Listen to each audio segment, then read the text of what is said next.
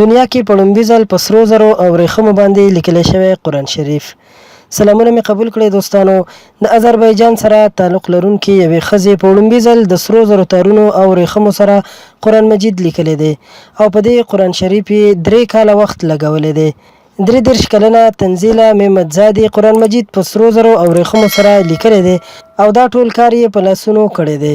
د دې قرآن مجید په تیارولو ټول ټال 144 فوټه ورېښم لګېدلی دي او د سرو زرو او سپینو زرو استعمال پکې شوی دی. تنزیله ممدزادې وایي چې دې نه مخکې هغې د قرآن باره کې پوره تحقیق کړی و چې په دې طریقه هیڅ چا هم نه دی لیکلی. تنزیله په ورېښم او سرو زرو سره د قرآن شریف لیکلو دا کارنامه د ژوند تر ټولو لویه کارنامه ګڼي. ډېره مننه کوم دوستانو چې ویډیو مو راسره تر پایه وکتله. له نورو همدغسې په زړه پورې او معلوماتي ویډیوګانو لپاره درسره زموږ چینل سبسکرایب کړئ. تر بلې ویډیو درنه اجازت غواړم. د الله په امان.